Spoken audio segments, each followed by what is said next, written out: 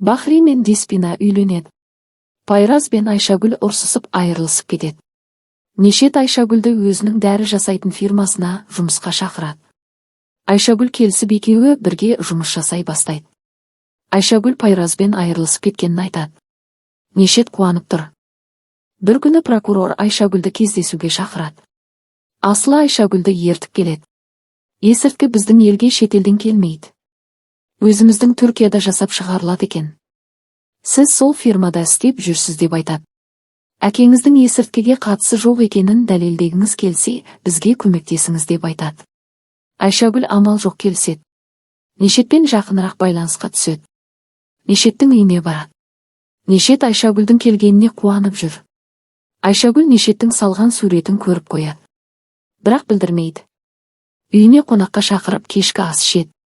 Екеуінің отырғанын Пайраз көріп қояды. Ішке кіріп ұрыс шығарады. Нешет екеуі сыртта ұрсысады. Пайраз Нешеттің үйіне барып, жылы сөйлесіп жүріп үйіне камера қойып кетеді. Айшагүл Нешеттің кабинетіне кіріп бірдеңелер істейді. Нешеттің сөйлесіп тұрғанын естіп қояды. Жүк тасымалданатын мекенжайды қағазға жазып алады. Айшагүл сол қағазды алуы керек.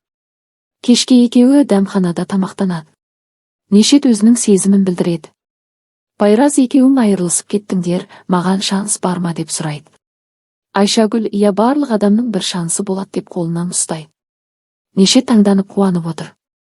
Ертеңіне Айшагүл тағы келеді. Пайраздар көріп отыр.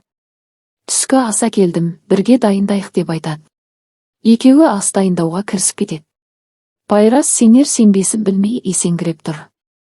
Тамақ дайындап жүргенде Айшагүл Нешеттің әмиянынан мекенжай жазылған қағазды суретке түсіріп алады. Содан әкем ауырып қалыпты, кетуім керек деп шығып кетеді. Нешет көңілі түсіп тұрып қалады.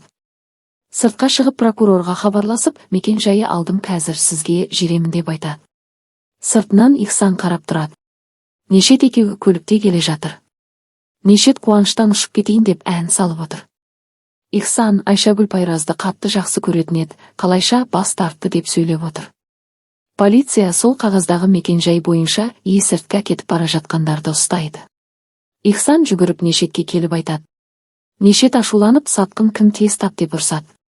Ихсан ешкім білмейтін еді, мүмкін Айшагүл шығар деп айтады. Нешет тұрады. Айшагүл жайлы олай айтпа, ол қайдан білсін деп ұрсады. Содан Ихсан Айшагүлді аңдиды. Кешке Айшагүл прокурормен кездеседі. Ихсан қарап видеоға түсіріп тұрады. Асылы Ихсанды көріп қалады да қуады. Ихсан қашып келе жатқанда көлік қағып кетеді. Телефоны ұшып кетеді. Ихсанды ұстайды. Ихсан күтіп тұрған адамына телефонды ал деп ымдайды. Ол адам дереу түсініп, жерде жатқан телефонды білдірмей алады. Ихсанды ұстап әкетеді. Садридин мен Бегім кездесіп жүр. Синан үшеуі көлікте келе жатыр. Садридин жолдың ортасына келіп тоқтаған кезде үлкен жүк көлігі келіп соғады. Садридин мен Синанға ештеңе болмаған. Ал Бегімнің жағдайы ауыр болады. Жедел жәрдеммен ауруханаға кетеді. Пайраз Нешеттің үйіне келеді. Сенің қандай адам екеніңді, немен айналысатыныңды мен білемін деп тығып қойған камераларын алып көрсетеді. Нешетті ұрып байлап қояды. Синан хабарласып апатқа ұшырағанын айтады. Пайраз жүгіріп кетеді. Жүгіріп Синанға келеді. Дәрігер жағдайы жақсы дейді. Бірақ Бегімнің жағдайы ауыр. Бетіне ота жасаймыз деп айтады. Барлығы жиналады. Айшагүл де келеді. Пайраз Айшагүлге сөйлесуіміз керек деп айтады. Нешетпен не істеп жүрсің, ол псих, маньяк деп ұрсып тұр. Айшагүл, иә, мен оның бәрін білемін. Ол фирмасында есірткі жасап шығарады. Мен прокурорға көмектесіп жүрмін деп айтып береді. Пайраз, сен өз өміріңді қатерге тігіп, неге бұлай жасайсың деп ұрсып отыр. Нешет Айшагүлге хабарласады. Пайраз адамдармен үйіме келіп мені ұрып кетті деп өтірікті жібереді. Айшагүл ауруханаға шақырады. Нешет өзінің басын ұрады. Пайраз Садридин үшеуі жоспар құрады. Садридин Нешет келе жатыр деп айтады. Нешет Пайраз бен Айшагүлдің сөйлесіп отырғанын көріп тыңдап тұрады. Пайраз күйіп пісіп Нешеттің қандай адам екенін айтып бақырып тұрады. Айшагүл сенбей отырады. Арамызда бәрі бітті, кет деп ұрсады. Пайраз салып жібереді. Нешет шыдай алмай жүгіріп келеді. Неге ұрасың деп бақырып келеді. Садридин де жүгіріп келеді. Айшагүл Нешетпен кетіп қалады. Пайраз бақырып тұрады. Нешет Айшагүлді үйіне әкеліп салады. Үйінде Пайраз күтіп тұрады. Садридин Бегімге келіп мұңайып отыр. Бегім есін жинайды. Асыл Айшагүлдің үйіне келеді. Ихсанның суретке түсіріп алғанын, ол телефон жүргізушіде екенін айтады. Жүргізуші телефонды Нешетке береді. Нешет ашып қарамайды. Қоя салады. Нешет Ихсаннан күдіктеніп өлтіруге адам жібереді. Нешет саған сәлем айтып жатыр деп пышақтап тастайды. Айшагүл Нешетті тамақтануға шақырады. Сол кезде Зулпикар мен Мелтем Нешеттің үйіне кіріп телефонын тауып, суреттерді өшіріп тастайды. Садридин дәрігерден Бегімнің беті жазылама деп сұрайды. Ота жасаймыз, бәрібір бетінде шырамы қалады деп айтады. Бегім естіп тұрады. Содан бетіндегі орап қойғанын алып тастайды. Бетін көріп бақырады. Садридин жүгіріп кіреді. Мен мына бетпен қалай жүремін деп бақырады. Дәрігерлер келіп тыныштандыратын екпе салады. Енді мені тастап кетесің бе, мені жақсы көрмейсің бе деп айтып жатады. Жоқ, сені тастамаймын, сені жақсы көремін деп Садридин тынышталдырады. Нешет Айшагүлді қайықпен серуендеуге шақырады. Саған тосын сыйым бар деп қайыққа отырады. Пайраз шыны келіп қарап тұрады. Көлдің ортасында екеуі сөйлесіп тамақтанып отырады. Ихсан ауруханада жатыр. Медбикенің телефонымен Нешетке хабарласады. Мені не үшін өлтірмек болдың деп сұрайды. Сен мені сатып кеттің дейді.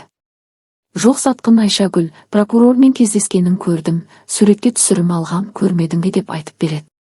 Нешеттің түрі бұзылып кетеді. Айшагүл, тосын сыйың қайда деп сұрайды.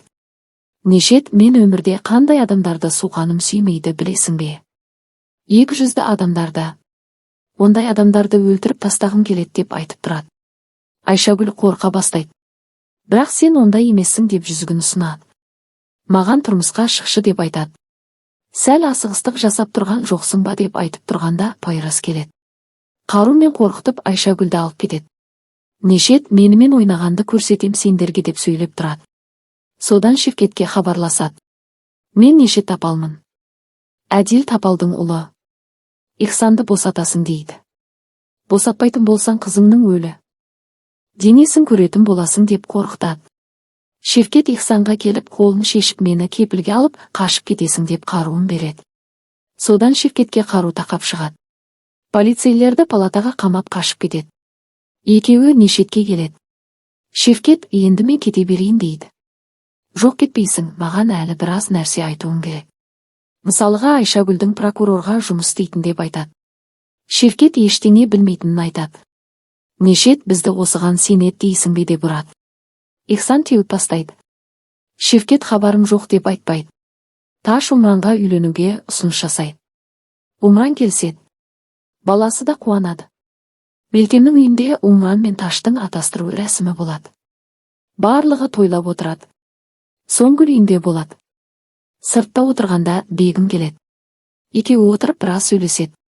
Бегім жылап-сықтап кешірім сұрап отыр. Кетерде құшақтап қоштасады. Құшақтап тұрып Соңгүлге пышақ тығып алады. Қашып кетеді. Соңгүлді күзетшілері ауруханаға кетеді. Жолда Садридинге хабарлап айтады. Бегім үйіне келіп жылап-сықтап Садридинге хабарласып, не істегенін айтады. Неге пышақтағанымды өзіме білмеймін деп ойбайлайды. Ауруханаға келеді. Соңгүл, сенің көңілесің деп қарғап сіліп жатыр. Садридин, полицияға ештеңе айтпайсың деп көндіреді.